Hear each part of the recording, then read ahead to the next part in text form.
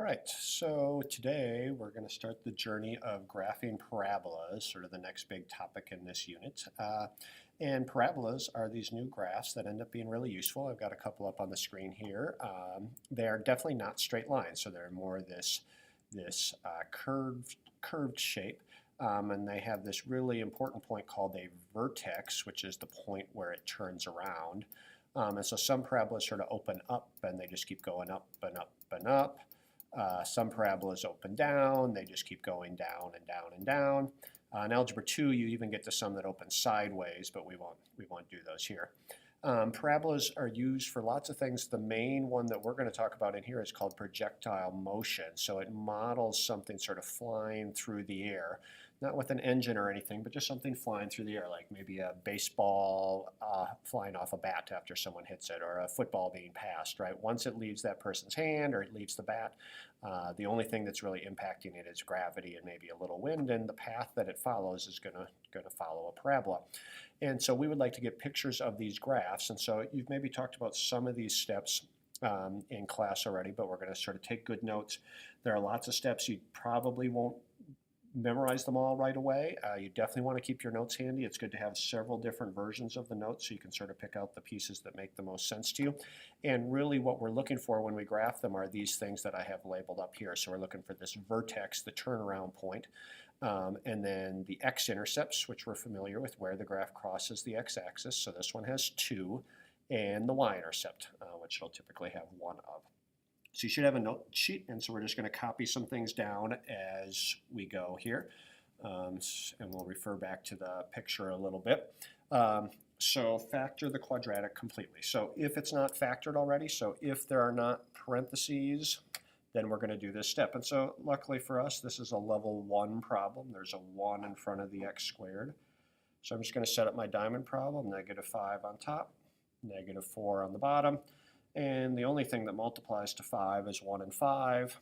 To get a negative up top and a -4 on the bottom, I'll need -5. And so my factored form is x plus 1 times x minus 5. And so sometimes this step's done for you already. On the practice worksheet that you're going to work on in a minute, it's factored for you already, so you get to skip that step. All right, step 2, use this thing called the zero product property, which some of you I think have talked about in class. It basically says that if you have a product that equals 0, one of the two numbers has to be 0. So we have x plus 1 times, and this is why it was so important to turn the sum into a product.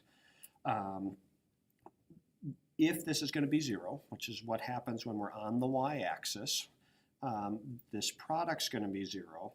That means either the first factor equals 0, so I write that out, or the second factor equals 0. So this just gives us two pretty simple equations to solve. I'm just going to subtract 1 and get x equals -1. Sorry, that's a little small. We can add 5 and get x equals 5. And so most of the time in these problems, you'll get 2 x-intercepts, and now we're just going to graph them. They are on the x-axis. So over at 5, 1, 2, 3, 4, 5, and over at -1. So we've got those two graphs. We use the 2 x-intercepts. We use the zero product property. Okay. Next, we're going to find what's called the axis of symmetry, and this is something you probably talked about in earlier math classes. It's basically this line that divides the graph into 2 equal halves, and so parabolas always have them. The left side's basically the same picture as the right side. They're like mirror images of one another.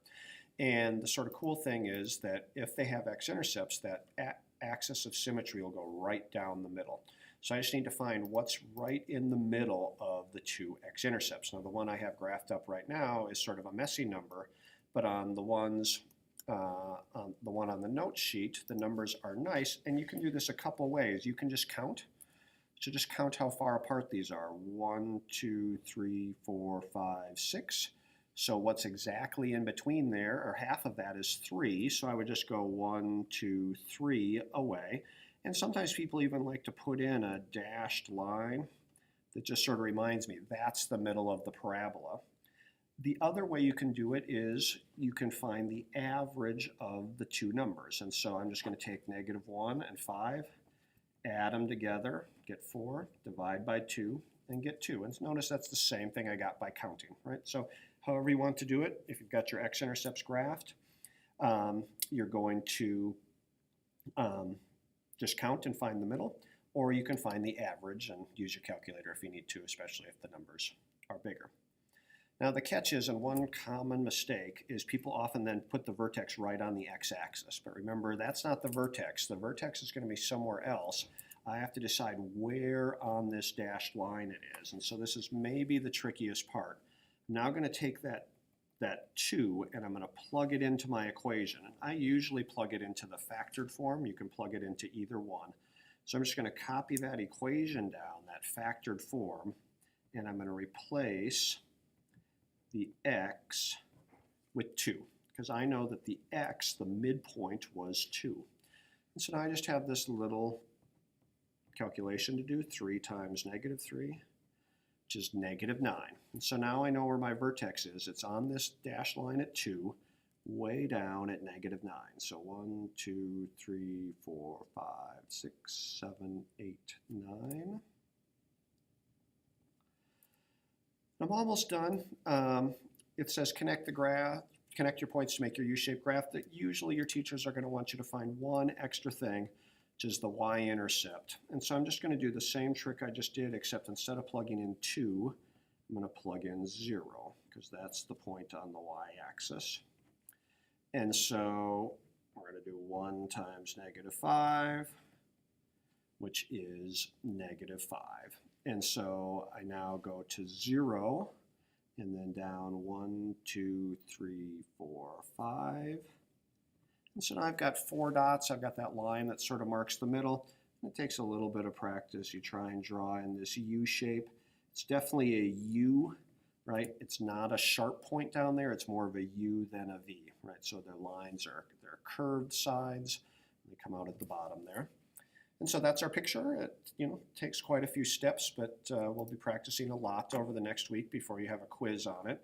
And let's just take a quick look, turn those off, and let's graph this one. So y equals x squared minus 4x minus 5, and this is looking pretty good.